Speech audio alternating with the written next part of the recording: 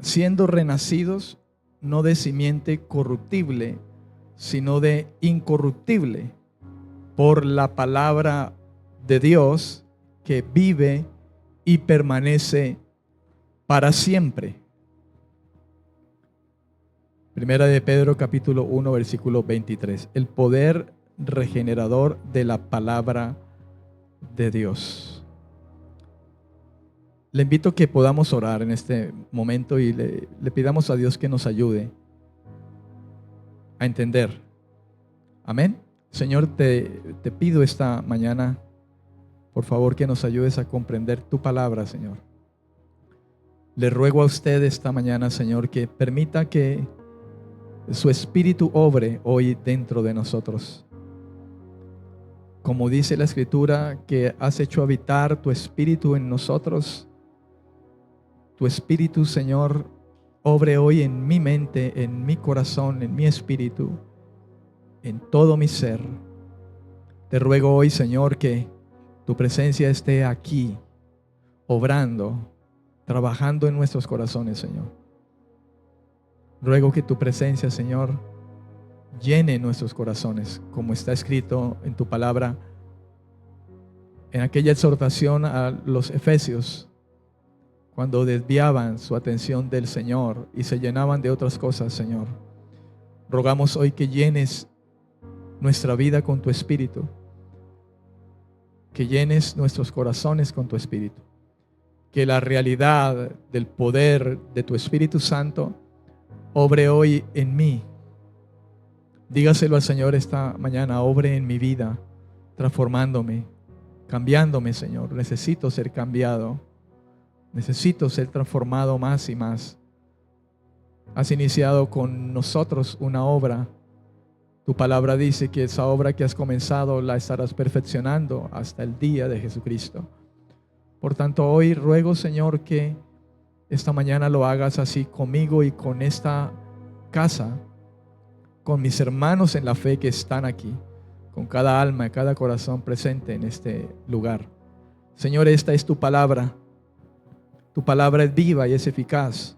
Tu palabra es espíritu y es vida.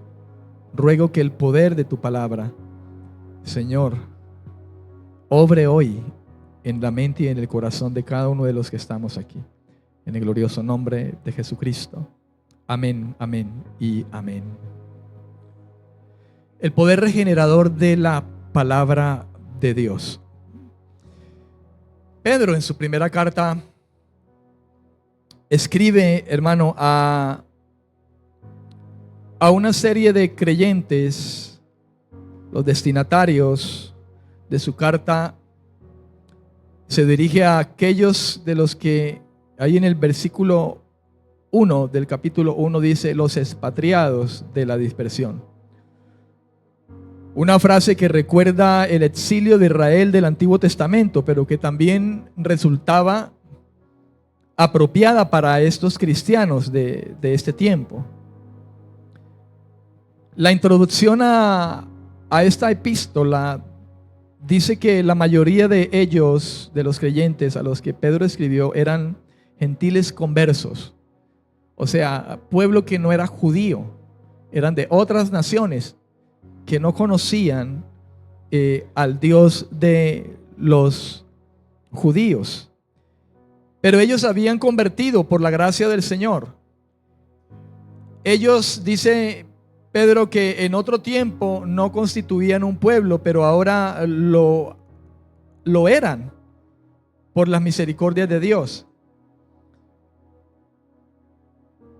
La vida anterior, su vida anterior había sido una existencia disipada de borracheras, de idolatrías, hablando de esos creyentes a los que escribía Pedro en esta ocasión, lo cual describe mejor la situación de los gentiles paganos que la de los judíos de ese primer siglo.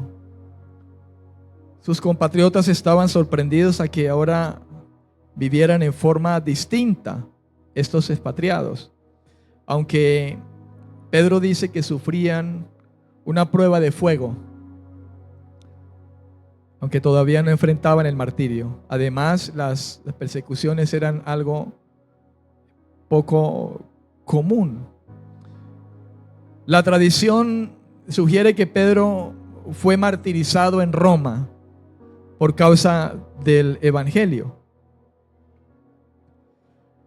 Junto a varias exhortaciones sobre la vida de fe dentro de una sociedad sin Dios, esta carta del apóstol Pedro, hermano, también le dedica mucha atención a la salvación prometida por medio del Evangelio, la salvación futura que aguarda a los creyentes cuando Cristo, dice la Escritura, se manifieste. Se destaca en los inicios de esta carta, capítulo 1, versículo 3 al 13. Habla de la esperanza de los cristianos. Habla de esa esperanza, hermano, que no ha de avergonzar a aquellos que creen en Cristo. Dice también que así como Cristo sufrió y fue glorificado, los cristianos también participarían en la gloria por venir. Aunque puede que sean perseguidos por su fe en esta vida, en medio del sufrimiento injusto que pueden tener los creyentes, ser pacientes es lo que Dios aprueba delante de Él, en medio del sufrimiento. También dentro del contexto de esta carta se habla de la importancia de que los creyentes señalen a otros el camino hacia Dios por medio de su estilo consagrado de vida. Fíjese lo importante de esto, hermano. La Biblia habla de que compartamos la buena noticia de salvación, pero eso no deja de un lado el hecho de que los cristianos estamos llamados, aunque estamos llamados a predicar un evangelio, una buena noticia de salvación y que conlleva también la transformación de nuestra alma, también estamos llamados, aparte de dar la buena noticia, es a mostrar esa buena noticia con nuestra vida, con nuestro estilo de vida consagrado a Dios. No es consecuente decir que Cristo murió por los pecados de nosotros, que nos salvó, nos redimió, nos perdonó, y que nosotros estemos viviendo una vida no consecuente con eso. De modo que Pedro habla de esa importancia de que como creyentes nosotros señalemos a otros el camino a través del evangelio, pero también lo hagamos con nuestro estilo consagrado de vida. La carta habla de que los creyentes, ellos proclaman alabanzas a Dios, que ellos influyen sobre los paganos para que también ellos glorifiquen al Señor. Silencian a los insensatos haciendo el bien. Las mujeres ganan a sus esposos para Cristo a través del ejemplo que ellas les dan a sus esposos que no conocen. Ellos avergüenzan a sus críticos incrédulos y confunden a sus antiguos compañeros. Aunque tengan que sufrir, los cristianos han de ser una fuerza redentora en el mundo.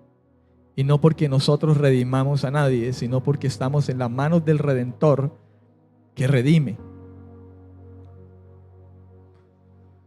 Toda vez que los cristianos verdaderos experimentan la hostilidad del mundo, el rechazo del mundo,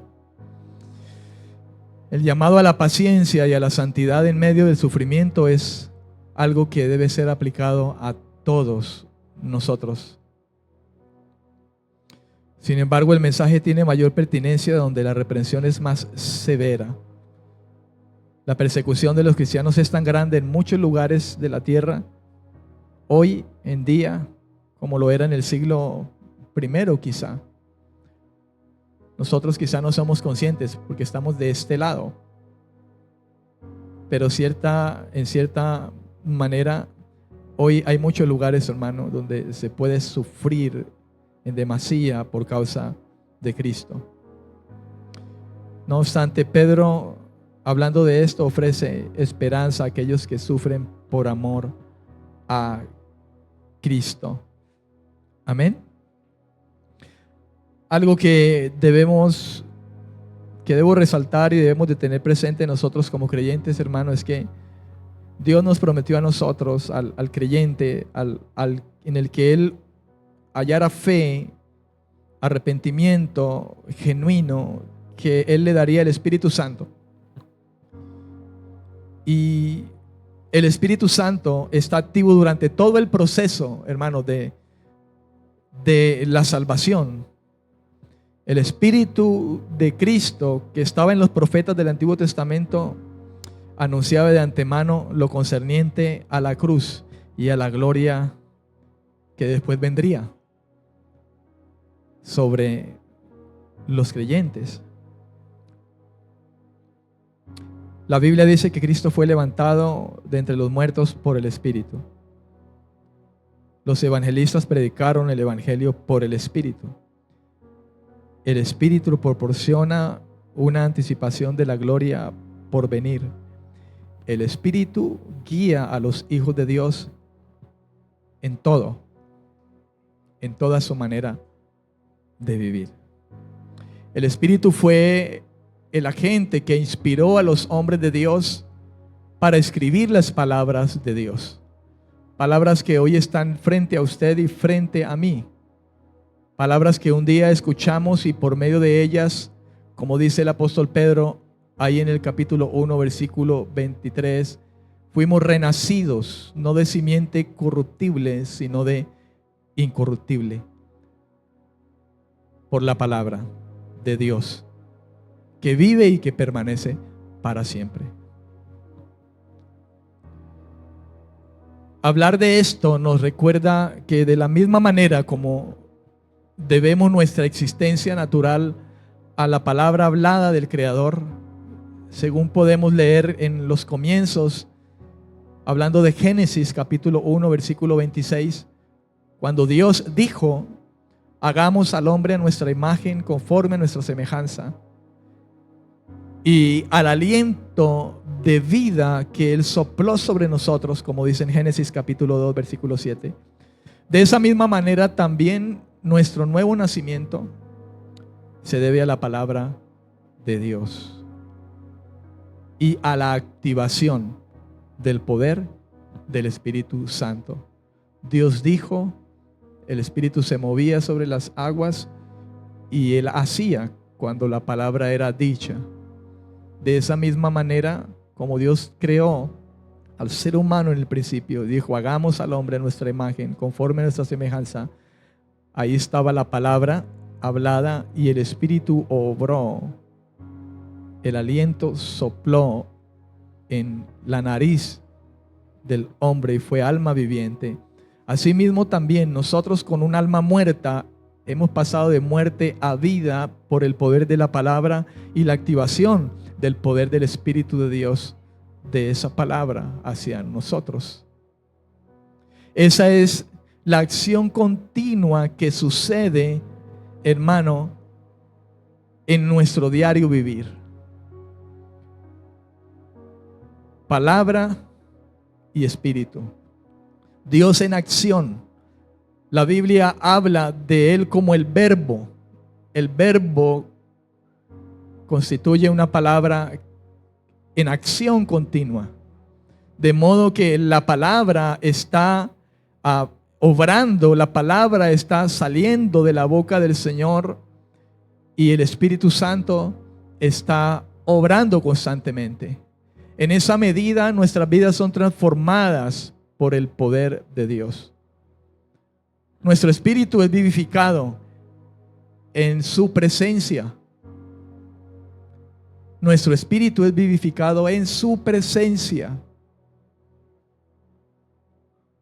Y se supone que Dios nos ha llamado para estar delante de su presencia cada vez. El profeta hablaba y decía: vive Jehová, en cuya presencia estoy.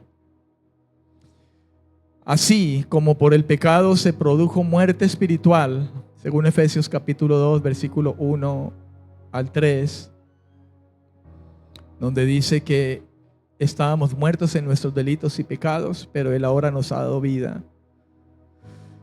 Así, hermano, como por el pecado se produjo muerte espiritual, la salvación que Cristo ha traído ha provisto vida espiritual para nosotros.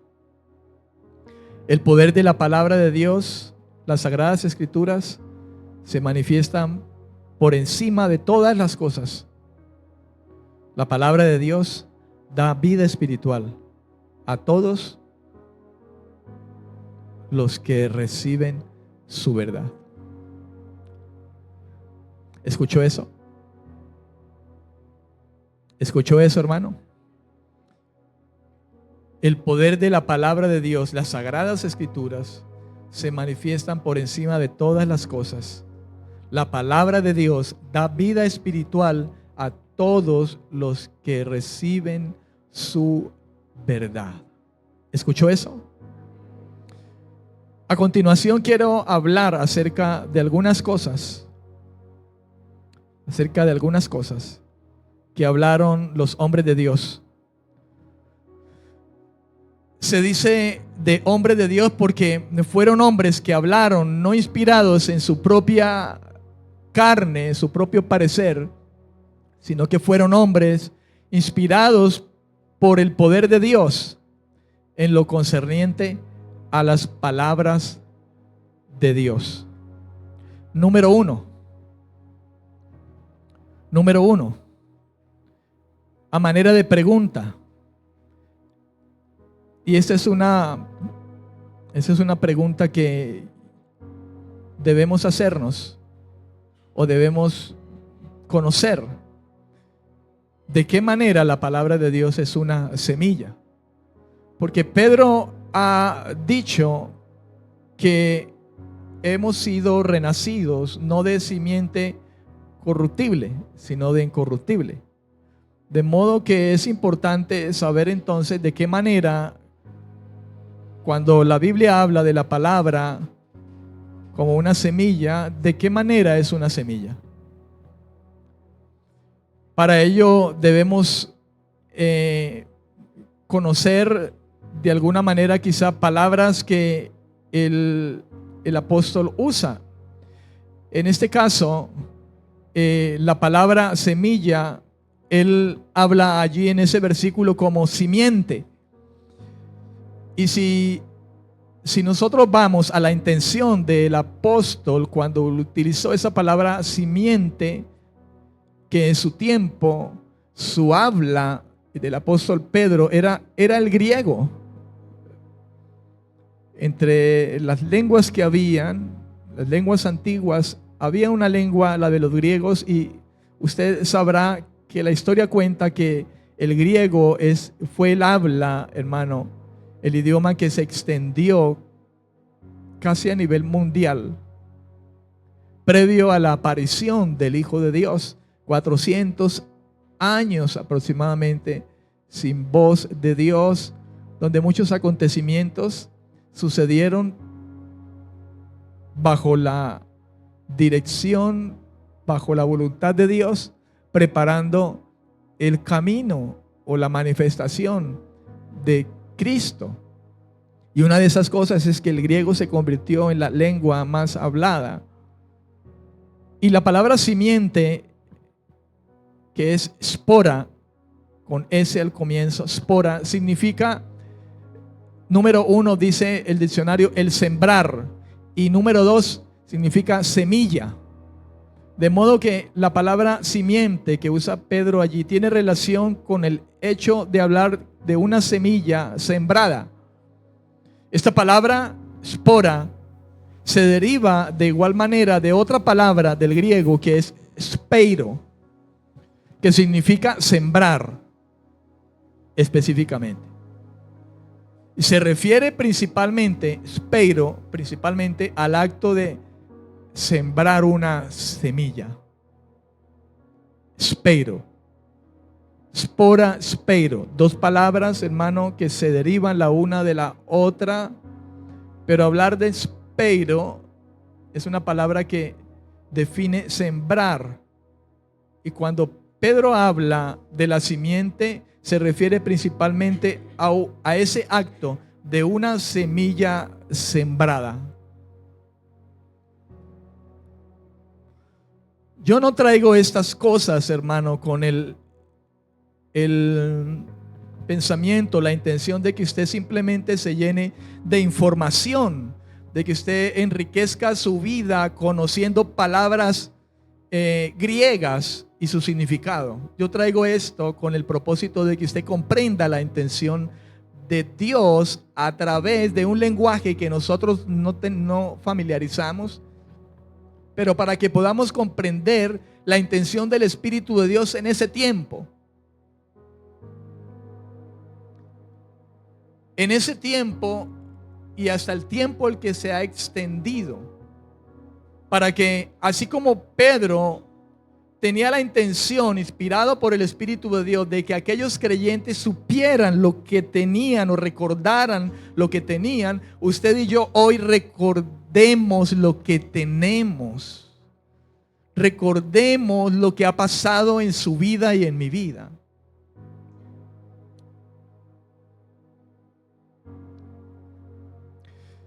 Pedro dice que la semilla que ha producido una nueva vida en nosotros es la palabra de Dios. Eso es lo que dice Pedro.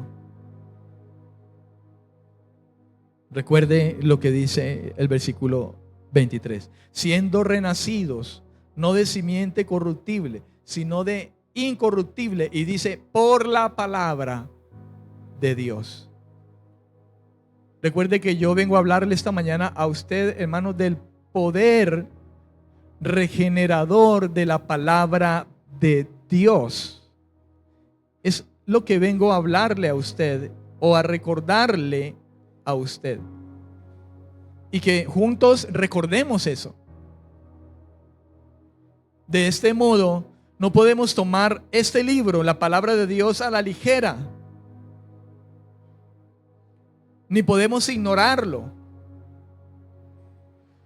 Porque en este mismo libro está escrito de Él mismo que es, hermano, lo que ha hecho renacer nuestras vidas para la gloria de Dios. Que ha hecho renacer nuestras vidas para glorificar a Dios con nuestra vida. De modo que Pedro lo que dice allí es que la semilla que ha producido esa nueva vida en nosotros no es otra cosa que la palabra de Dios, la cual nos ha hecho nacer de nuevo mediante el poder del Espíritu Santo. Porque la palabra es la palabra de Dios. Amén. Y el Espíritu es el Señor. En la manera en que fue sembrada cuando la oímos por el mensaje inicial de la palabra del Evangelio, entonces esta semilla produjo fruto de una nueva vida en nosotros. De esa manera, la palabra de Dios es una semilla. Cuando escuchamos, nosotros oímos por el mensaje inicial de la palabra del Evangelio, esa semilla produjo un fruto en nuestra vida. Fue sembrada en el corazón. Y entonces nos trajo una nueva vida. Nacimos de nuevo.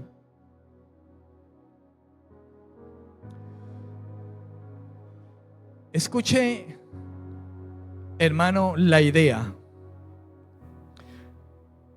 Pedro dice, así como una semilla humana nos hizo nacer naturalmente, una semilla espiritual nos hizo nacer espiritualmente. Usted y yo fuimos engendrados por voluntad de varón. Los hijos de Dios hemos sido engendrados no por voluntad de varón, sino por voluntad de Dios, que puso la semilla de Él en nosotros, su palabra en nosotros, y nos hizo nacer de nuevo en el Espíritu.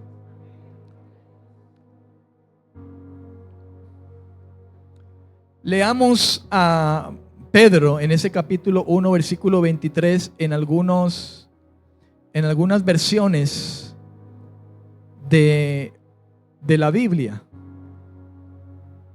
Y miremos cómo algunas versiones, hermano, de esta escritura nos dejan ver lo que le estoy diciendo a usted, o la intención de Pedro cuando escribe esto a aquellos creyentes. Dice la escritura de la siguiente manera. Vamos a leerlo en 4 versiones. La TLA en primera instancia dice de la siguiente manera: Dios les ha cambiado su modo de vivir. Es como si ustedes hubieran vuelto a nacer, no de padres humanos, porque los padres humanos aportaron una semilla para que naciéramos, que finalmente, dice, mueren, no de padres humanos que finalmente mueren, sino gracias al mensaje de Dios. Y es que ese mensaje da vida y nada puede destruirlo. La Nueva Biblia Viva dice: pues ustedes han nacido de nuevo, no de padres mortales, sino de la palabra de Dios que vive y que permanece. Amén. En esta traducción Biblia Libre dice: ustedes han nacido de nuevo, no son el producto de una semilla mortal, sino inmortal, por la palabra viva y eternal de Dios. Permítame leer una última versión. Dice la Dios habla hoy: pues ustedes han vuelto a nacer, y esta vez no de padres humanos y mortales, sino de la palabra de Dios que es viva y permanente. Por eso Pedro decía: no de simiente corruptible, sino de incorruptible. ¿Qué significa corruptible? Lo corruptible lo relaciona Pedro con lo que es meramente carne. Nosotros, carne de una semilla, amén, humana, por voluntad de varón. Dice Pedro: contrariamente a esto, ustedes han nacido por una semilla incorruptible, una simiente incorruptible, y esto es por la palabra de Dios, que es la semilla sembrada en el corazón y que da fruto. Como dice la escritura, el sembrador salió a sembrar la semilla y cayó en buena tierra esa semilla y dio fruto. Amén.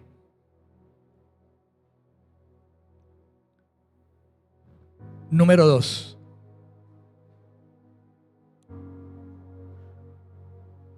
Hablando del poder regenerador de la palabra de Dios. La palabra de Dios nos da una nueva vida. Número 2. La palabra de Dios nos da una nueva vida. Primero entienda esto, hermano. La palabra es una semilla incorruptible que Dios ha traído a su corazón y a mi corazón. Y cuando esa palabra obra en nosotros, hermano, entonces la palabra nos trae una nueva vida. Produce. Es una semilla de vida. Es una semilla que produce frutos buenos, frutos distintos. Cuando la semilla viene y muere, la semilla cae a tierra y muere. Que muere quiere decir que se abre y entonces da lugar a una planta, y esa planta da fruto. En nuestros corazones la semilla cae, hermano, y ha de traer en nosotros o producir en el debido momento una vida nueva llena de frutos. Pedro dice: siendo renacidos. El verbo es anagenao en el griego. Ese ser, siendo renacidos, es en el griego anagenao. Y Pedro lo que dice allí es que hemos sido engendrados de nuevo. Siendo renacido significa enajenao, que es engendrar de nuevo. Hemos sido hechos de nuevo. La aplicación que Pedro hace aquí, hermano, es la del hecho de que usted y yo, como creyentes, hemos nacido de nuevo. El de nacer de nuevo, la idea es al hecho de nacer de nuevo como creyentes cristianos.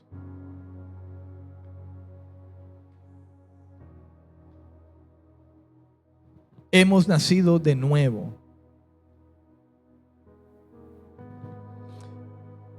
Santiago, en el capítulo 1, versículo 18, habla algo interesante también respecto a esto que le estoy hablando a usted esta mañana. Santiago es un hombre de Dios, como usted y como yo. Y Santiago, inspirado por el Espíritu de Dios, dice: Él de su voluntad, hablando del Señor, hablando de Dios, Él de su voluntad nos hizo nacer por la palabra de verdad, para que seamos primicias de sus criaturas. Dice, Él nos hizo nacer.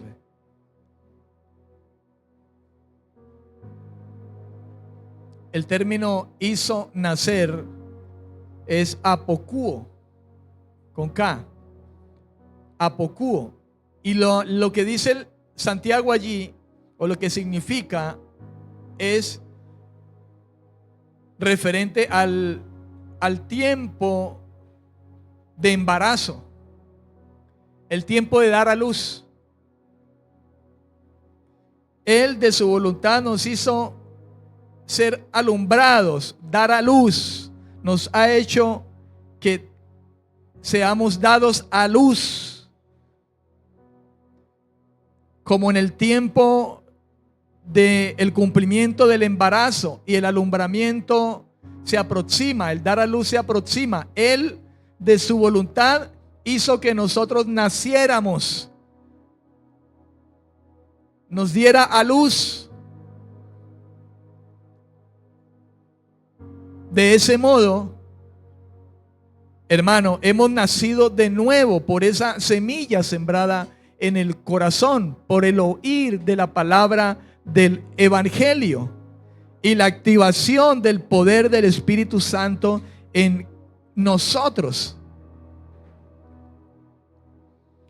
Para este dar a luz, Dios usa la frase palabra de verdad.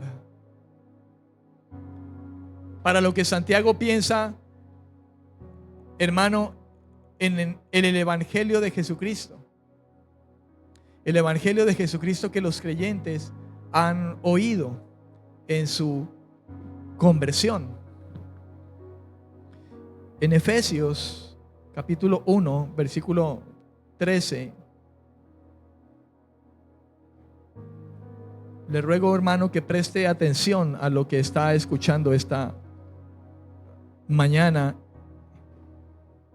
y retenga la palabra. No vaya a ser como Santiago mismo hablaba acerca de los que oyen pesadamente y son oidores olvidadizos. Efesios 1:13, Pablo escribió a los efesios y les dijo: en él, hablando del Señor, también vosotros, Efesios, habiendo oído la palabra de verdad, el evangelio de vuestra salvación, y habiendo creído en él, fuisteis sellados por el Espíritu Santo de la promesa. Dice, en él también vosotros. Fíjese lo mismo que dice Santiago, él de su voluntad. Pablo dice, en él también vosotros, Efesios, habiendo oído la palabra de verdad.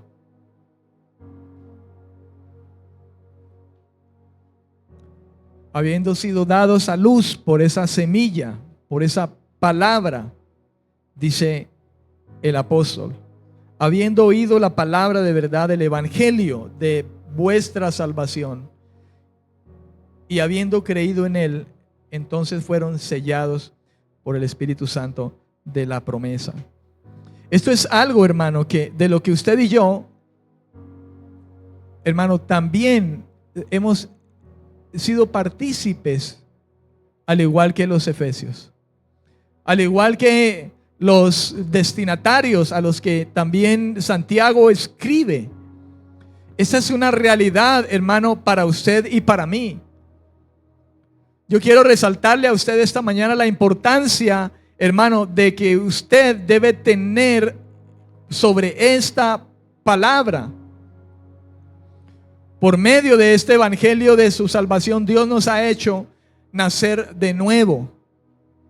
La palabra de verdad es el medio por el cual nos ha dado nueva vida a usted y a mí. El Espíritu Santo lleva a cabo esta obra tomando la palabra de Dios tanto leída como predicada. Cuando usted lee la palabra, cuando usted va a la palabra, cuando usted escucha la palabra, el Espíritu de Dios está obrando en ello. Ahora mismo que usted está escuchando las palabras de este libro de las Escrituras, si usted tiene el Espíritu de Dios, hermano, si es que usted tiene el Espíritu de Dios, Él está trabajando en usted. Pero hay algo que también es cierto, y la Escritura lo dice, que se resiste al Espíritu de Dios.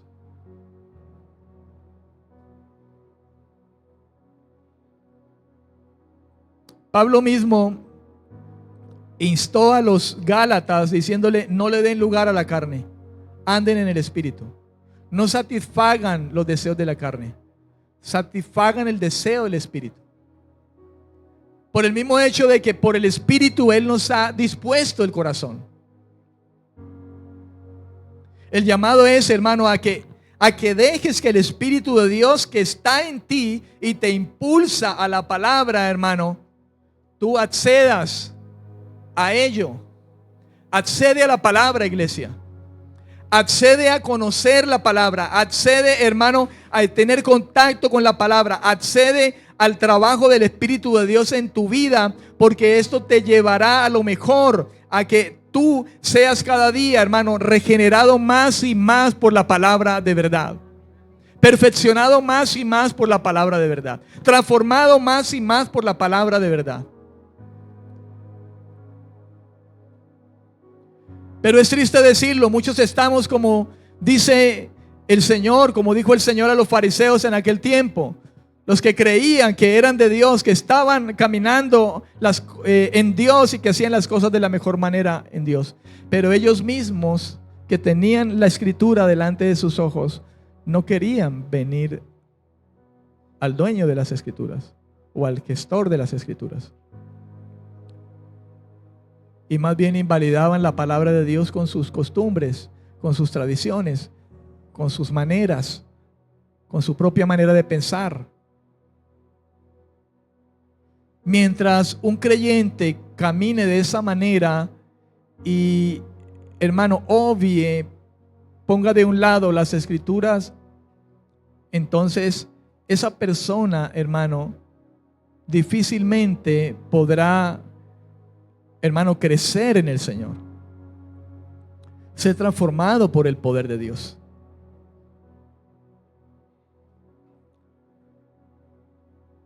Amén.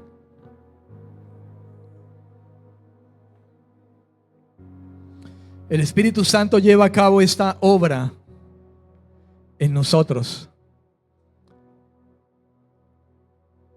Y lleva esa obra a cabo, hermano, tomando la palabra de Dios y aplicándola a nuestra vida.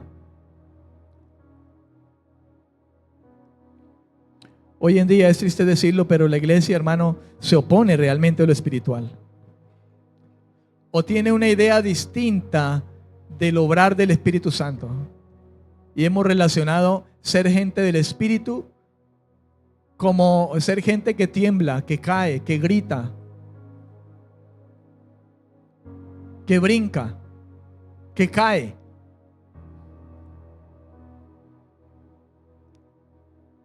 A veces escuchamos personas que dicen, es que allí no son del Espíritu. Pero la pregunta, ¿qué significa ser del Espíritu? Porque si ser del Espíritu es brincar, saltar, gritar, correr, dar vueltas, pararme en la cabeza, llorar, caer y levantarme después de eso y seguir siendo una persona completamente carnal, entonces eso no es ser del Espíritu. Hay una mala interpretación y una mala convicción con respecto de ser alguien del Espíritu.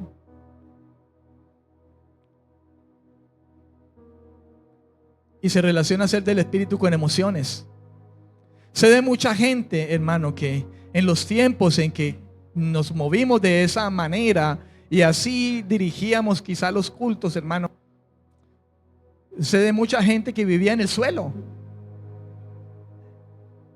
Pero el sol de hoy no están en el suelo, espiritualmente hablando.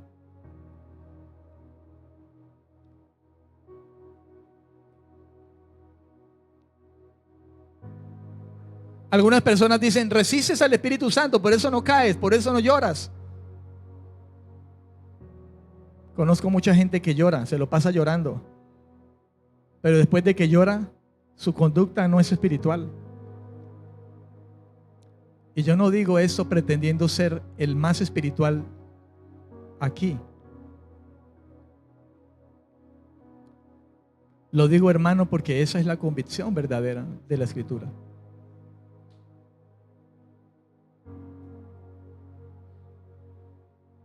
Amén. Esta palabra es vida. Las palabras que yo les he hablado son espíritu y son vida. Toda la Escritura es vida y es espíritu. Penetra hasta partir el alma y el espíritu. Discierne los pensamientos y las intenciones del corazón de cada uno de nosotros. Esta palabra obra por el poder del Espíritu dentro de nosotros.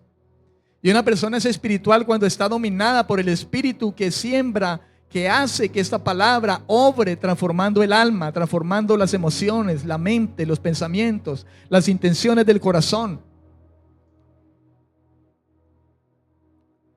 El problema es que no nos dejamos transformar por el Espíritu de Dios.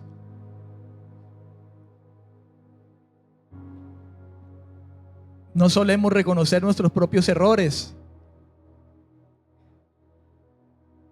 En lugar de convertirnos, hermano, en parte de la solución de un problema, nosotros mismos nos complicamos la vida con la carne los unos a los otros y nos tropezamos los unos a los otros obrando en la carne. Yo en mi carne te hago tropezar a ti y hago que tu carne también se despierte, y entonces el fruto que muchas veces aflora en la iglesia, en nosotros, en lugar de ser el fruto del Espíritu, hermano, es el fruto de la carne. Porque si en mi carne yo soy un chismoso, un envidioso, con eso hago que tu carne también se despierte y me devuelvas lo mismo. A no ser que seas espiritual. Y el deseo de tu corazón es ser espiritual, es morir a la carne.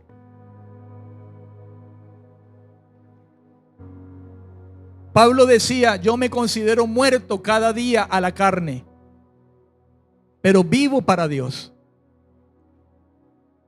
Pablo luchaba con su carne, Pedro luchaba con su carne, Juan luchaba con su carne, pero salían victoriosos porque ellos tenían el Espíritu de Dios y se dejaban dominar por el Espíritu de Dios. No satisfacían los deseos de su carne. ¿Qué no dice Pablo a los Gálatas? No satisfagan el deseo de la carne. Anden en el Espíritu.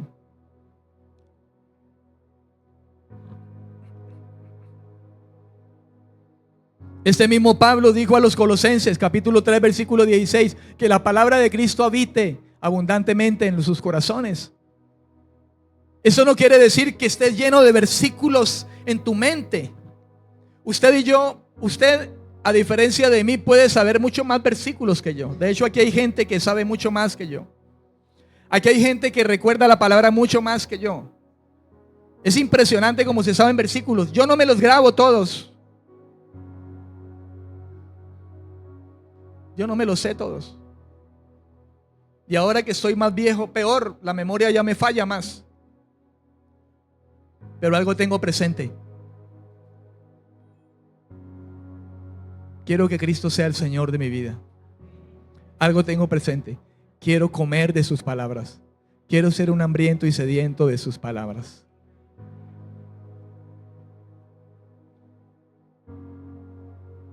Quiero ser, hermano, intervenido por la palabra.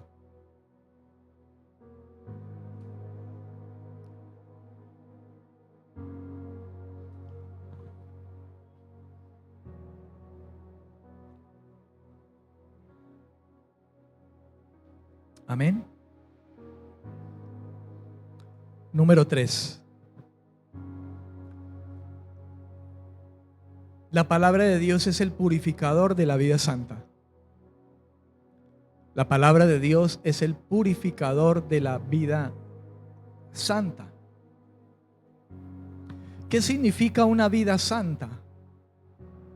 Una vida santa significa una vida que ha sido apartada por Dios para los propósitos de Dios. En los propósitos de Dios. Cuando yo le digo a usted que la palabra de Dios es el purificador de una vida santa, le estoy diciendo que la palabra de Dios es el que te purifica a ti, porque se supone que eres un santo. Se supone que tu vida es una vida santa, una vida apartada por Dios y para Dios. Los corintios, hermano, en el capítulo 1, versículo 1, la salutación del apóstol Pablo previo a esta carta a los corintios, por una carta que había recibido el apóstol por algunos hermanos que llevaron, hermano, la manifestación de cosas que estaban presentándose en la congregación y que no convenían a la congregación. Unos decían: yo soy de Pablo, yo soy de Pedro, así como hoy la iglesia dice: yo soy del pastor fulano, yo soy del pastor de allá, yo soy de esta iglesia que es la más grande, yo soy de allí que la alabanza es mejor. Primera de Corintios, donde llegó una carta a Pablo, hermano, de las quejas, de la división que había, de la problemática del chisme, de la carnalidad, de las fornicaciones. Había algo mal funcionando en la iglesia de los corintios. Y resaltaba mucho, hermano, la obra de la carne. Pablo había tenido que hablarles como a niños espirituales, porque todavía no eran maduros como para resistir las viandas, porque no habían entendido ni siquiera de quién eran los creyentes, y decían: yo soy del apóstol fulano, del apóstol perencejo. Y Pablo les dice: ustedes no son de nadie más que de Cristo, como nosotros lo somos. Si la iglesia no llega a entender de quién es, nada va a pasar en su vida. Porque si no entiende eso y piensa que es de su pastor, entonces está cayendo en un problema de idolatría en su corazón. Tenga presente algo usted, hermano, con este servidor. Usted no es del pastor Alfredo. Usted es de Cristo. Pero se congrega en una iglesia de donde a Cristo le plació colocar a un hombre llamado Alfredo Correa a pastorear. Porque yo a usted no lo puedo salvar. Escasamente el Señor me ha salvado cuando me halló con su gracia. Escasamente soy salvo como para salvarlo a usted. Escasamente, hermano, siendo salvo, lidio con mi carne como para lidiar con su carne. Y usted me dirá, pastor, ¿no estoy para eso? En parte sí, pero en parte no. Porque yo no te voy a llevar al cielo. Yo no voy a decidir si vas al cielo o no. Yo no decido si realmente eres salvo o no.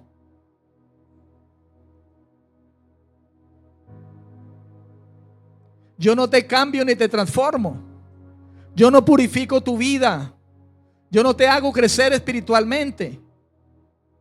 La base que nos hace crecer espiritualmente se llama la palabra de verdad. Se llama la palabra de verdad, obrando por el poder del Espíritu Santo en el corazón suyo y en el corazón mío.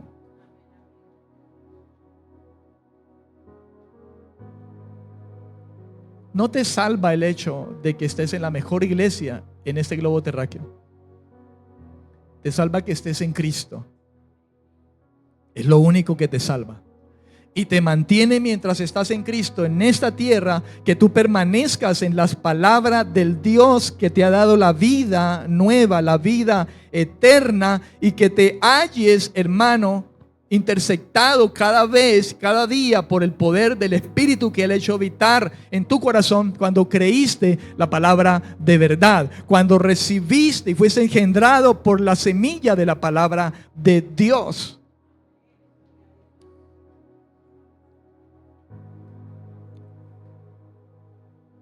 Mucha gente prefiere escuchar cualquier otro sermón menos estas cosas, porque relacionan el cristianismo con gritería, gritos de júbilo, fama, éxito, reconocimiento de la iglesia, de la congregación. Muchos ni a la iglesia la consideran iglesia. La llaman organización.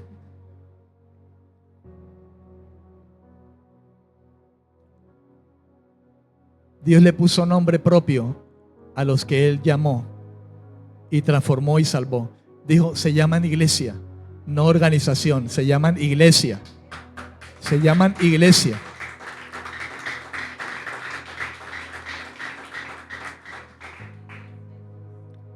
Se llaman iglesia. Sobre este fundamento edificaré mi iglesia. ¿Cuál fundamento? El que se le fue revelado al corazón a Pedro, porque ningún ser humano se lo manifestó. ¿Acaso Jesús miente? Jesús dijo, Pedro, tú eres un bienaventurado. Mi Padre te lo acaba de revelar. Que yo soy el Cristo, el escogido para salvación, el Mesías. Y sobre ese fundamento edificaré mi iglesia. ¿Quién es iglesia? Aquel que reconoce que Él es el Cristo, el Hijo del Dios viviente, que vino para salvar lo que se había perdido.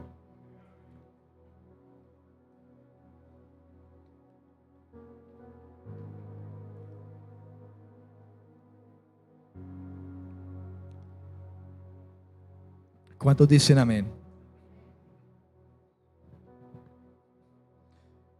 Y quiero que preste, hermano, atención a ese tercer punto que le he dicho. La palabra de Dios es el purificador de la vida santa. Quiero que se lleve eso metido aquí en su mente y se lo lleve aquí metido en su corazón. Métaselo aquí en su mente y métaselo aquí en su corazón. La palabra de Dios es el purificador de la vida santa. Métase eso en la cabeza. La palabra de Dios es el purificador de la vida santa. Mientras usted no atienda esta palabra, mientras usted no acepte esta palabra, porque mucha gente no acepta la palabra. Hoy estoy predicando la palabra, no que antes no lo hubiera hecho, pero ahora, hermano, con la ayuda de Dios, estoy haciendo lo que la Escritura dice. Predica la palabra de verdad, escudriña, trázala bien. No la interpretes a tu manera. Ten cuidado de ti mismo y de la doctrina. Pero muchos no soportan cuando se predica la palabra. Prefieren ir a otro lugar. Y mucha gente está así. ¿Que esto no es espíritu? ¿Esto no es espiritual?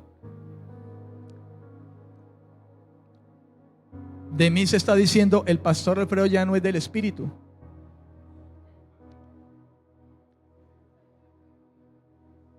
Tendré que ponerlos a saltar a todos aquí, recibe, y ponerle las manos y tumbarlos a todos para que tiemblen y se revuelquen en el suelo, y entonces decir, el pastor Alfredo es del espíritu. Pues le digo algo, hay mucha gente que vive así, muchos que viven un evangelio así, y le digo algo, son del espíritu. Claro que lo son del espíritu, pero no del espíritu de Dios. ¿Son de su propio espíritu emocionalista o es otro espíritu el que quizás los mueve? Pero no es el espíritu de Dios.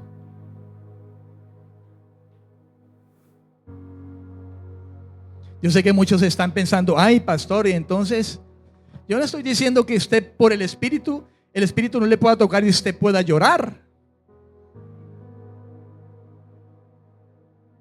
O usted pueda llegar a caer. Lo que estoy diciendo, hermano, es que hay un movimiento tan peligroso hoy en día que usted lo sabe.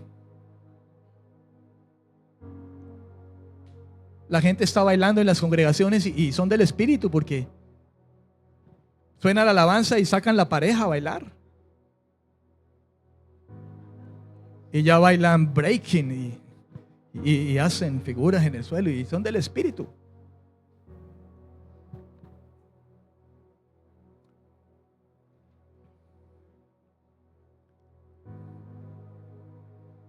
Si es así, entonces Jesús no fue del espíritu, ni Pablo tampoco, ni Pedro tampoco, porque las escrituras en ningún lado describen los movimientos que hoy tiene la gente del espíritu.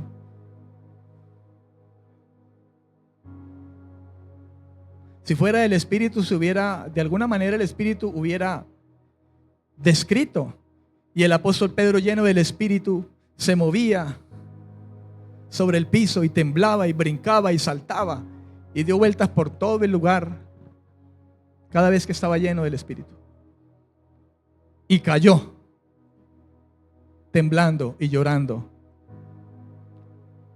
No, hermano, y lo invito a algo. No me juzgue por lo que le digo. Vaya al altar, vaya a su cuarto y cierre la puerta detrás de usted y ore a Dios y diga, Señor, ¿qué es ser del espíritu? Enséñamelo.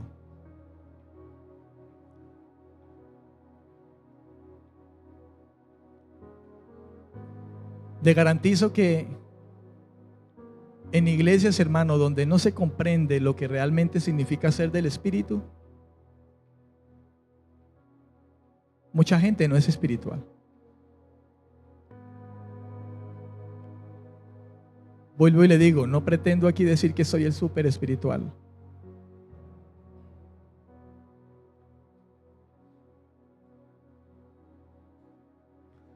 Pero si tú eres espiritual, si tú eres de la palabra, si tú eres un apartado por Dios, hermano, se debe manifestar en tu vida, en tu conducta, en tu manera de pensar, en tu manera de hablar, en el amor a los hermanos, los unos a los otros, en el soportarnos los unos a los otros. Digo soportarnos porque aunque seamos gente del espíritu, nos tenemos que soportar.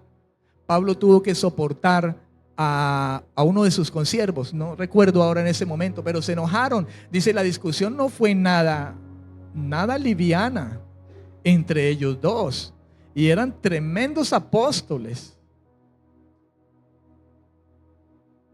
Pablo tuvo que llamarle la atención a Pedro porque Pedro estaba siendo hipócrita y era del Espíritu. Pedro tenía el Espíritu Santo ya.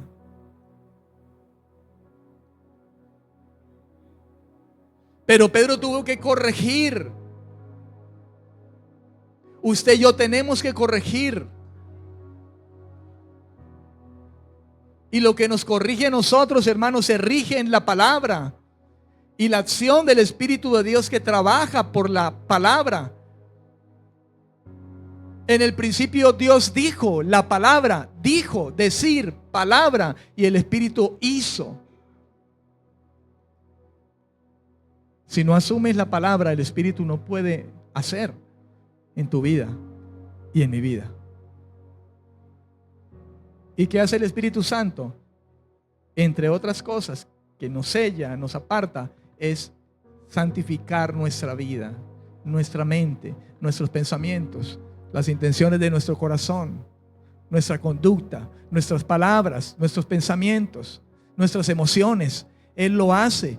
Dejémonos dominar por el poder del Espíritu Santo que obra por la palabra, pero vayamos a la palabra, vayamos a ella, no hagamos lo que aquellos religiosos de aquel tiempo no hacían. Ustedes no quieren venir a mí para que tengan vida.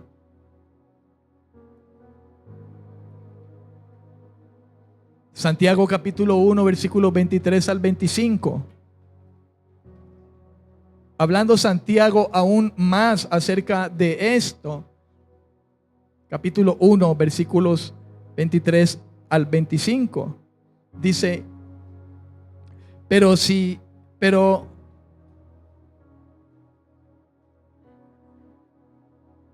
porque si alguno es oidor de la palabra, pero no hacedor de ella, este es semejante al hombre que considera en un espejo su rostro natural, porque él se considera a sí mismo y se va, y luego olvida cómo era.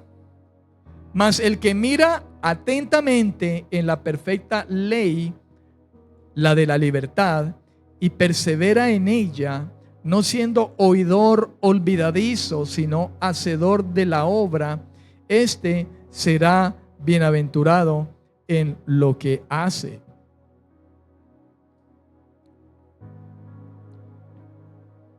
Hermano, ¿es usted un oidor de la palabra?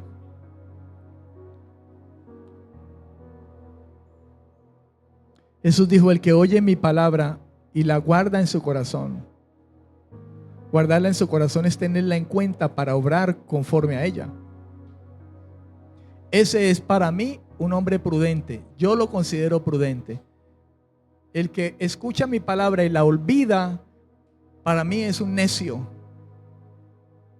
falto de sabiduría y de entendimiento. En alguna forma es lo que Santiago dice también. Si alguno es oidor de la palabra, pero no hacedor de ella, este es como el que se mira en el espejo, su condición, se considera a sí mismo, pero luego se va y se olvida cómo era.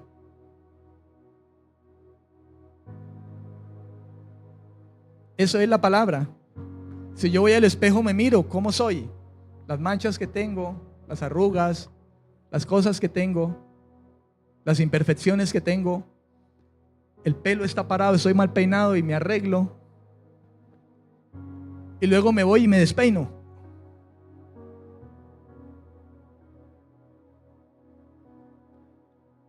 El espejo de la palabra lo que hace es que nos miremos y si estamos mal peinados, nos arreglemos y que nos vayamos y sigamos así. Lo mismo es con la palabra, nos miramos cómo estamos de desarreglados. Y yo sé que hoy muchos nos estamos dando cuenta de qué tan desarreglados estamos. Pero luego nos vamos y nos olvidamos de qué tan desarreglados estábamos. Y como después de que dejamos el espejo nos desarreglamos, lo mismo hacemos cuando escuchamos la palabra. ¡Qué palabra! ¡Qué tremendo! Pero luego vamos y nos despelucamos otra vez.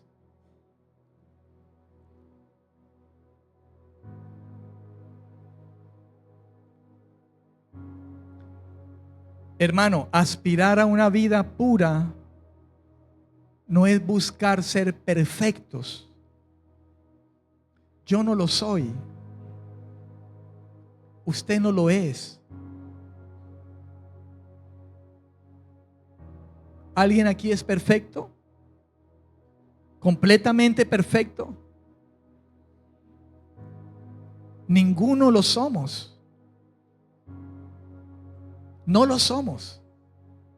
Pero aspirar a una vida pura, hermano, es más bien el hecho de la liberación de aquellas cosas que pudieran reducir la plenitud de una vida llena del poder de Dios, de la capacidad de Dios, de la gracia de Dios.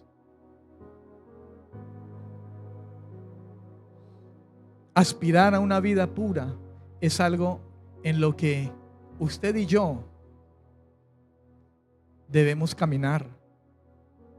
Aspirar a una vida pura. Y ese aspirar a una vida pura no es algo que podamos hacer en nuestras propias esfuerzos, de querer cambiar por mi propia fuerza y poder. No, es aquello, hermano, que va a comenzar a gestarse partiendo del hecho de humillarnos bajo la poderosa mano de Dios, reconocer nuestros propios errores y decirle: Señor, aquí estoy para que lo que has empezado lo termines, lo perfecciones hasta el día de Jesucristo.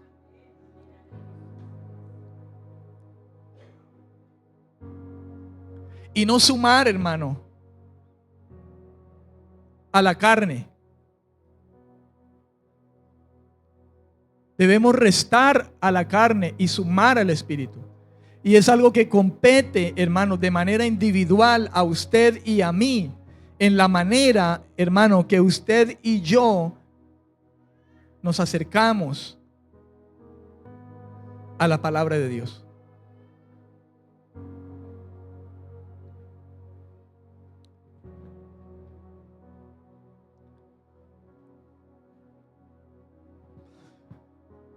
Santiago habla de la palabra, hermano, y a través de ese texto nos muestra la palabra de Dios como un medio de reflexión. Reflexionar. Como un espejo en el cual debemos de mirarnos y vernos tal como somos. Pero no quedarnos así. No, arreglarnos. Yo le hago una pregunta: ¿para qué te miras en un espejo? Generalmente, para ver cómo estás. Si estás presentable, si estás limpio.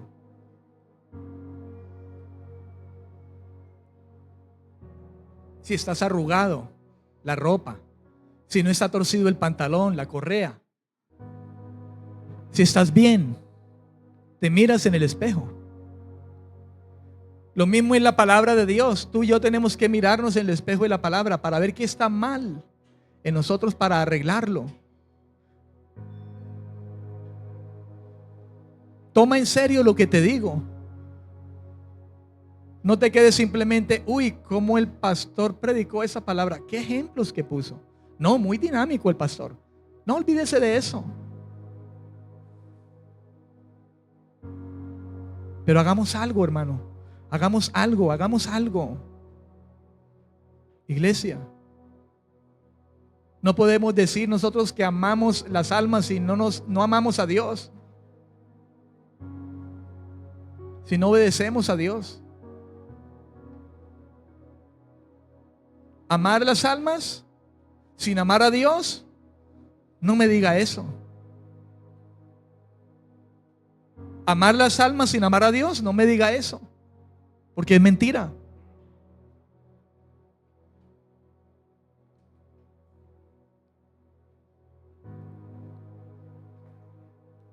Yo oro a Dios: Señor, ayúdame a amar las almas. Ayúdame a predicar con amor. Porque a veces predicamos condenando y olvidándonos de quiénes somos, de dónde salimos, de dónde nos sacó el Señor. Y aún estando salvos, ¿quiénes somos aún? Gente imperfecta, porque el perfecto solamente es Él.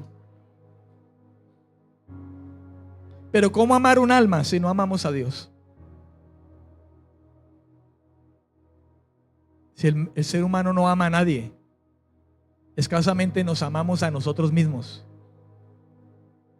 Y ni aún así, porque si no nos amáramos, no nos matábamos, no nos destruíamos a nosotros mismos,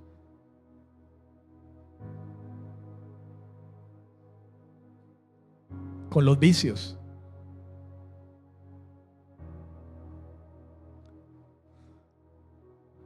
con el odio,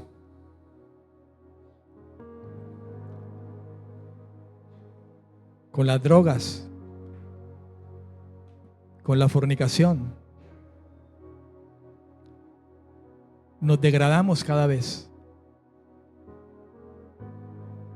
Cuando llegamos a ser abrazados por Dios, amados por Dios, y Dios nos enseña a amarle, entonces nos amamos también nosotros.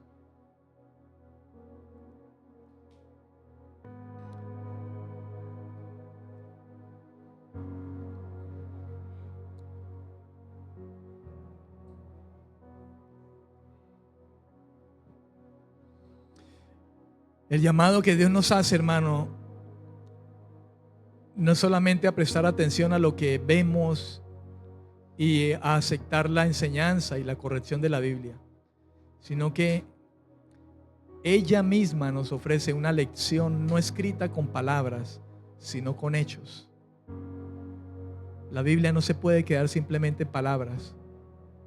La doctrina no se puede quedar simplemente en palabras. Debe convertirse en hechos. La doctrina dice, no sean chismosos. Eso no se debe quedar simplemente en la doctrina. Debemos no ser chismosos. La doctrina dice, ámense los unos a los otros. Eso no se debe quedar simplemente en la doctrina. Debemos amarnos los unos a los otros. Soportados los unos a los otros. Eso no se debe quedar simplemente en la doctrina. Se debe quedar como una lección que debe ponerse, hermano, en acción en nosotros. No seáis orgullosos. Eso no se puede quedar en doctrina. Eso se debe convertir en un hecho.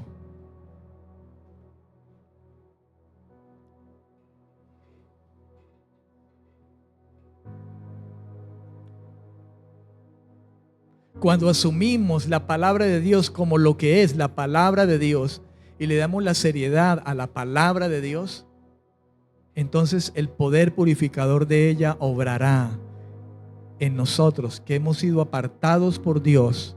Obrará en nosotros, porque el Espíritu de Dios mirará eso, verá eso en nosotros y trabajará por dentro de nuestros corazones, transformando nuestras vidas. Por eso oramos a Dios, decimos: Padre, llénanos de tu Espíritu que es santo. Ayúdame, Señor, a ser manso, a ser humilde, a tener paciencia. Ayúdame a ser paciente, a ser manso. Ayúdame a amar, a soportar. Ayúdame a no caer tan fácil, Señor, en el pecado, en las seducciones de este mundo. Ayúdame, Dios, a morir a la vanagloria, al orgullo. Ayúdame a morir a los deseos de la carne, a no caer en fornicación, en adulterio. Ayúdame a no codiciar a la mujer ajena, al hombre ajeno. Ayúdame, Señor.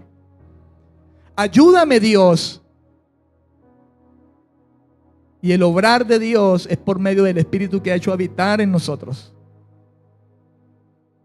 Ayúdame a amar de verdad. Ayúdame a amar en verdad. No amar de lengua, sino de hecho y en verdad. Los cristianos amamos mucho de lengua. Decimos amar al hermano cuando en realidad lo despreciamos. ¿Y sabe cuál es el problema? Que a veces uno quiere amar, pero no logra amar, porque ese hermano es tan carnal que se convierte en un tropiezo para nosotros. ¿Comprende lo que le dije? Yo quiero amar a ese hermano, pero ese hermano se comporta tan insoportable que esa conducta hace que yo caiga y que yo tenga que luchar más por amarlo. Por eso dice la Escritura: ámense los unos a los otros, perdónense, reconozca cada quien su error y no se convierta en el tropiezo para su hermano. Pues a cada uno yo le he dado el Espíritu Santo, la capacidad de que pueda vivir una vida acorde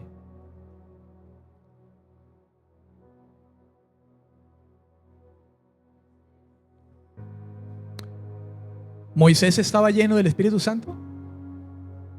¿Vivió una vida llena del Espíritu Santo? ¿Sí? Sin embargo, le pegó a la roca. ¿Sabe por qué le pegó a la roca? ¿Sabe por qué le pegó a la roca? ¿Por qué le pegó a la roca? ¿Moisés estaba lleno del Espíritu Santo? ¿Pero por qué le pegó a la roca? Si estaba lleno del Espíritu Santo. Tenía una patota al lado suyo carnal.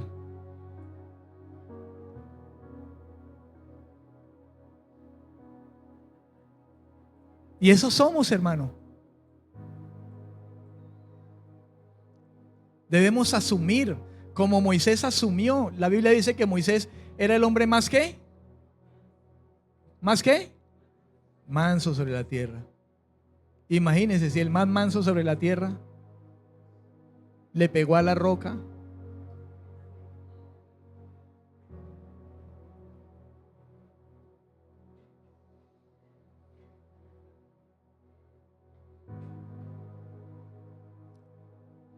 ¿Qué significará pegarle a la roca?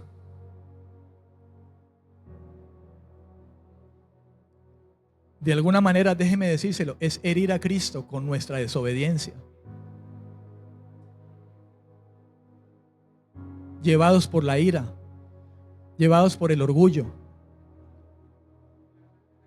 llevados por la falta de sabiduría, por la necedad, por la pereza, por la falta de compromiso, por la falta de reconocer nuestros propios errores. Pero la palabra, que es el agente purificador que Dios usa, nosotros la queremos lejos.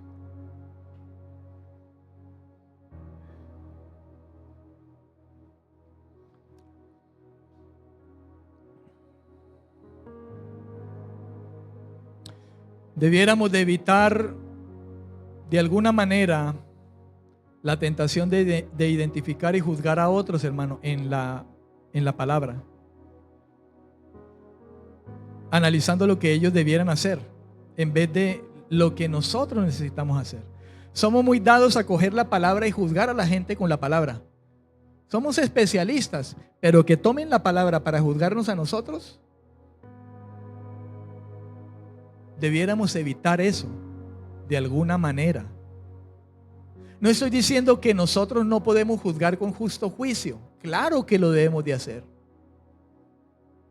Pero a veces tomamos la palabra a la manera de estar identificando los errores de muchos y tomar esta palabra para juzgar a otros en esta palabra, sin analizar primero lo que nosotros debiéramos hacer, en vez de lo que nosotros necesitamos hacer primero. Cada uno de nosotros debiéramos dejar que el poder purificador de la palabra de Dios actúe mediante el poder del Espíritu Santo y nos purifique. Pero estamos tan ocupados en estar mirando los defectos de los demás y estamos tan ciegos todavía que no miramos el defecto de nosotros.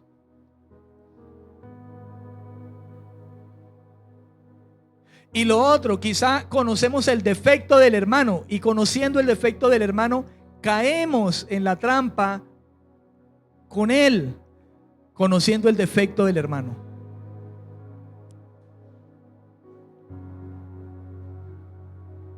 Debiéramos atender a las palabras del Señor Jesús, que dijo: mira primero la viga que hay en tu ojo antes de mirar la paja que hay en el ojo de tu hermano.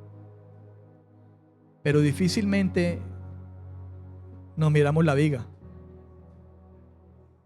Somos tan orgullosos, tan prepotentes, que no podemos reconocer nuestros propios errores.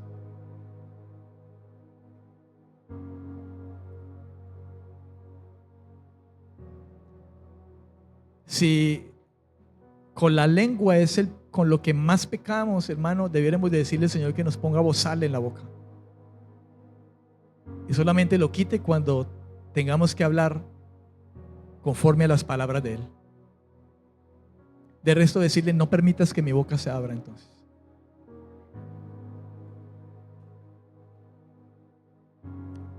No me preste atención a mí.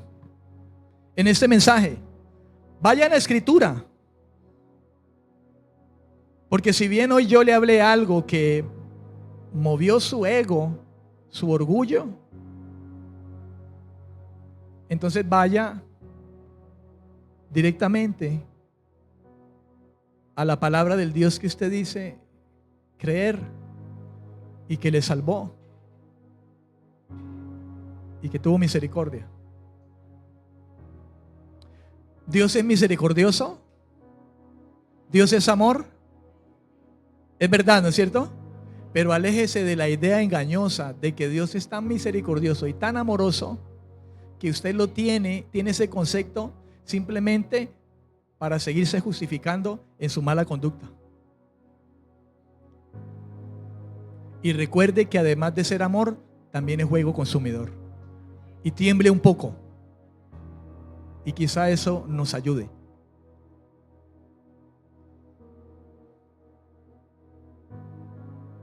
A ser cambiados por su poder. Segunda de Corintios 3:18.